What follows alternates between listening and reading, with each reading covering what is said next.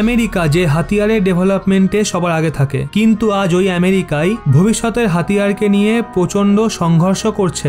বিশ্বে হাতিয়ারের সবচেয়ে বাণিজ্য করা আমেরিকা হাতিয়ারের টেকনোলজি এবং ডেভেলপমেন্টের পেছনেও জমিয়ে পয়সা খরচ করে। আজ আমেরিকা যতই হাতিয়ারের বিকাশে ভারতের থেকে অনেক এগিয়ে থাকুক, কিন্তু আপনারা জেনে হতবাক হবেন আমেরিকার সফলতাকে নিয়ে এখন প্রশ্ন ওঠা শুরু হয়েছে। আর আমেরিকা হাতিয়ারে এতটা সফল কি করে হয়? তো সেটার একটা মুখ্য কারণ হলো আমেরিকা ও ভারতের হাতিয়ারের বিকাশের পেছনে খরচ হওয়া পয়সা তুলনা করা হলে সহজ ভাষায় এটা বুঝে নিন।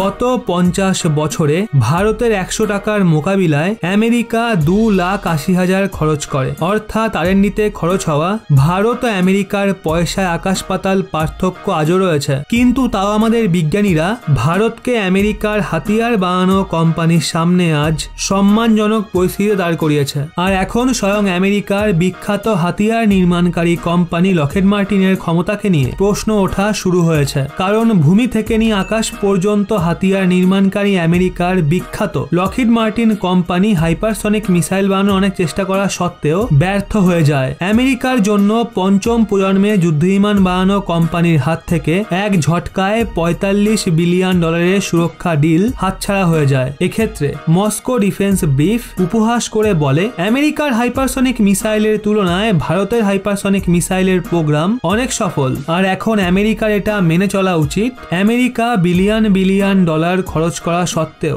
ভবিষ্যতের হাতিয়ারে কোনো মুখ্য দেশকে চ্যালেঞ্জ করার মতো অবস্থায় থাকবে না। আর এখন কোথাও না কোথাও আমেরিকান সুরক্ষা মন্ত্রকের মুখ্যালয় অর্থাৎ পেন্টাগন লকহিড মার্টিনের প্রতি অসন্তুষ্ট রয়েছে। কারণ লকহিড মার্টিনের ব্যর্থতার জন্য গোটা দুনিয়া জুড়ে আমেরিকাকে নিয়ে হাসাহাসি করা হচ্ছে। তো বন্ধুরা, এই সম্পূর্ণ বিষয়টা নিয়ে আপনাদের কি মতামত নিচে কমেন্ট সেকশনে অবশ্যই জানান।